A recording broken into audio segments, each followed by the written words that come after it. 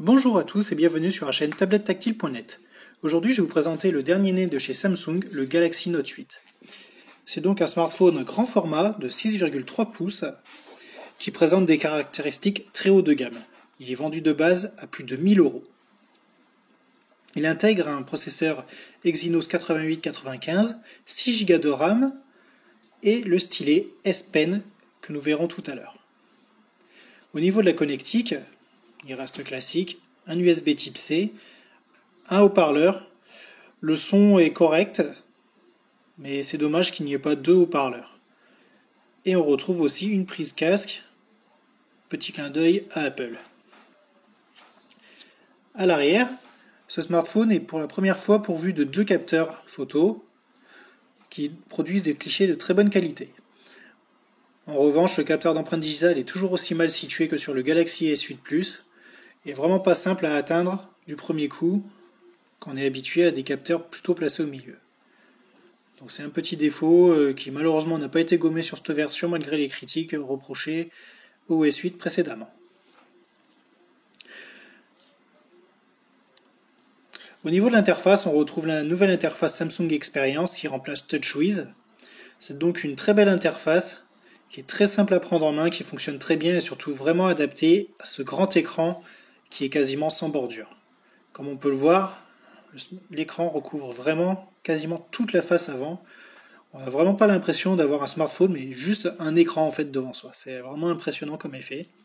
C'est une grosse réussite sur ce smartphone. On retrouve des fonctionnalités classiques qui sont présentes sur les S Edge depuis un moment. On retrouve aussi Bixby, l'assistant de Samsung. Donc sur le Note 8, il intègre maintenant la voix, mais uniquement en anglais et en coréen pour l'instant. Donc Samsung continue à améliorer son assistant, il y a des mises à jour régulières, mais il faudra sûrement attendre encore de nombreux mois avant d'avoir le français opérationnel dessus. Le principal atout du Galaxy Note, c'est son stylet, le S Pen. Donc, comme vous voyez, il est caché ici dans la coque. Il suffit d'appuyer dessus pour le débloquer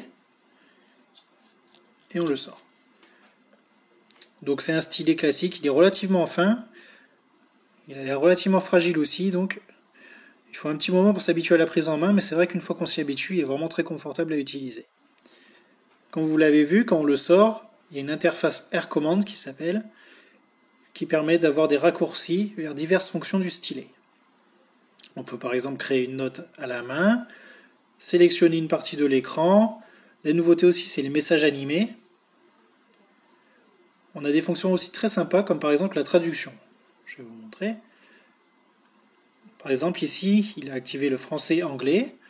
Si je pointe le stylet au-dessus d'un mot, il le met en surbrillance et il m'affiche une traduction. Donc c'est assez sympa quand il y a besoin de faire une traduction rapide sur un texte en étranger. On peut aussi par exemple faire un agrandissement en survolant l'image. C'est le genre de petites fonctions qui ne sont pas forcément les plus utiles au plus grand nombre, mais qui devraient plaire aux artistes ou aux professionnels. Donc le stylet fonctionne vraiment très bien. Il est très réactif, il prend vraiment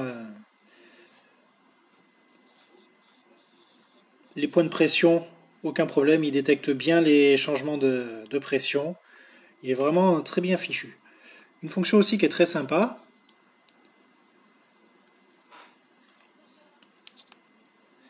c'est quand on a l'écran éteint, on peut prendre une note directement en retirant le stylet. Voilà. Pas besoin d'allumer le téléphone, d'ouvrir l'application, de faire 50 manœuvres. On sort le stylet, hop, on rentre sa note directement sur l'écran. Bon, là on ne voit pas très bien, c'est sur noir et blanc. Et ensuite elle est enregistrée. Voilà. Donc c'est le genre de fonctionnalité, je pense, qui est vraiment très sympa pour un professionnel ou... On peut retoucher des photos par exemple, bref. C'est vrai que je pensais pas que le stylet serait si utile, mais j'avoue qu'il s'en sort plutôt pas mal. Je pense pas non plus que ça justifie à lui tout seul l'achat d'un Galaxy Note, soyons clairs. Si vous n'avez pas l'usage du stylet, autant acheter un Galaxy S8 qui fait quasiment les mêmes choses. Le stylet en moins. Voilà. Donc en dehors de ça, c'est vraiment un très beau smartphone. très bien fichu. On retrouve aussi tout ce qui est biométrie. Donc il a un lecteur d'iris, il y a bien sûr donc le capteur d'empreinte digitale et la reconnaissance faciale. Donc là au niveau des commentaires, c'est exactement comme sur le S8 Plus. Pour ce qui est de la lecture d'iris, moi je porte des lunettes, ça fonctionne quasiment pas. La reconnaissance faciale, on peut quand même la bluffer avec une photo, donc c'est pas non plus la meilleure des sécurités. Après, bon, bah, le capteur d'empreinte, comme je le disais, il est mal placé. Donc c'est vrai que c'est un peu dommage. Il y a plein de gadgets, mais ils ne sont pas forcément bien exploités sur le Note 8. C'était déjà le cas sur les S8 et sur ce point, il n'y a pas eu vraiment d'évolution. Voilà. Donc ça reste quand même un très beau smartphone. Il faut quand même avoir un budget relativement conséquent puisque son prix de base est à 1009 euros. C'est le smartphone le plus cher que Samsung ait jamais sorti, du moins dans nos contrées. Ensuite, on trouve quand même des promotions. Maintenant, il passe à moins de 800 euros quelques semaines après sa sortie. Donc, il y a quand même moyen de se procurer sans trop exploser le portefeuille. Voilà. Petit regret aussi, c'est toutes les applications préinstallées. On a beaucoup d'applications Facebook, LinkedIn. Il y a beaucoup d'applications préinstallées. Heureusement, on peut les enlever. C'était déjà le cas pareil sur le S8. On peut toutes les enlever. Ça, c'est pareil, c'est sympa, même si j'aurais préféré qu'il y ait moins d'applications de base.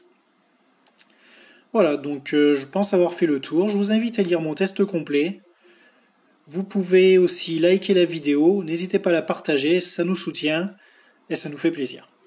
Voilà, si vous avez des questions ou quoi que ce soit, n'hésitez pas à les poser dans les commentaires de la vidéo ou sur le test. Il y aura tous les liens dans la vidéo. Voilà, sur ce, je vous dis à la prochaine pour de prochains tests. Ciao!